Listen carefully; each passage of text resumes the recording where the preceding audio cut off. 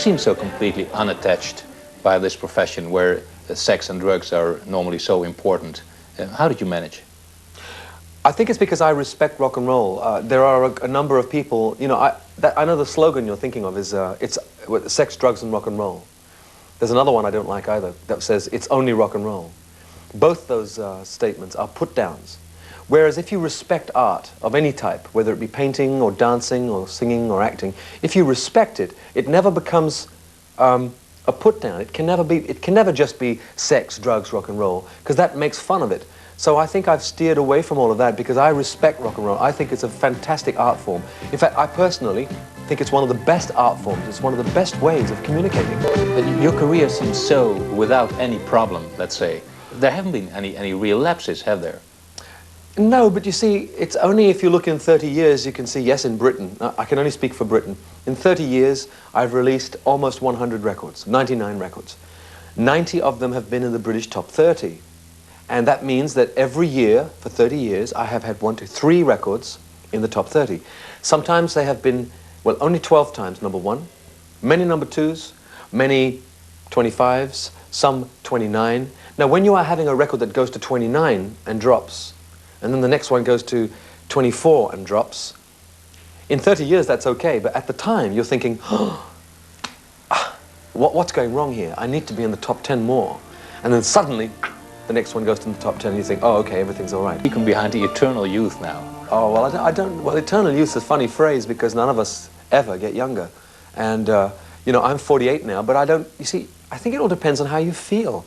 I've got a feeling that if you spoke to somebody who was 100 years old, maybe their bodies wouldn't do what their heads tell them, but their heads feel 18. I don't know what it's like to feel 48. I feel 18. It's only when I try to do things, if I try and play tennis for 4 hours, I get really tired. But if I'm playing for an hour, sometimes I can play for an hour and I have less problems than some people much younger than myself. But I think it's the way you feel in here. Inside my head, I don't feel old. And so therefore being 48 is unimportant. As long as I can, for instance, particularly as a person in my position as a rock and roll singer, or I guess for anything, dancer, singer, as long as you can do what you're supposed to do, then age doesn't matter.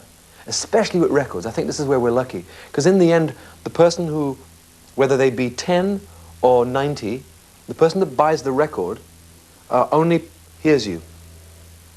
And there's no age. Because, I mean, I don't think I sound 48, or I don't sound anything, because I think we're all ageless now on record.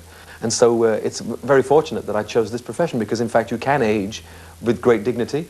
As long as I sing well, then it doesn't matter how old I am. So it's how I feel inside. Inside I still feel very young. Your career seems so uncomplicated. Have there never been any difficult periods? Well, I don't know, it depends on what you call difficult. When I'm going through my life, there seem to be difficulties. When I look back on it, there haven't been any. Because, I mean, I don't remember it always being good. It's only when you look back, of course, I suppose you remember all the good parts and you forget the bad.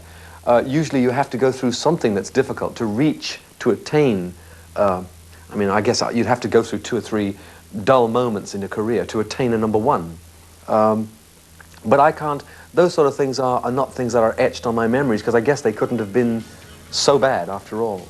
But, I mean, no, my career's been pretty well what I would have dreamed for. Dream in life that remains to be fulfilled.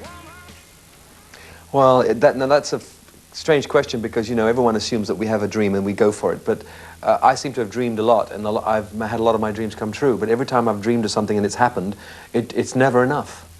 So I would like to do everything I've done all over again, but twice as good. I mean, because it's possible to do it better than I've done it. Yes. And you're going to be a bachelor boy until your dying day? Maybe, but I don't worry about that anymore. If you asked me a question like that 10, 12, 15 years ago, I might have said, no, certainly not. Because everybody wants to be married, and now I went through my period of wanting to be married. But I think now, I'm not sure that everyone needs to be married, you know. I personally, at this moment in time, don't need marriage. And so while I don't need it, I don't think I'll do it. Because if I do it without the need, I'm likely to end up just another statistic in the divorce courts. And so, you know, I'm very philosophical about marriage. If in fact it's meant for me to be married, I'm sure I'll meet somebody and I'm sure I'll know that that's right for me.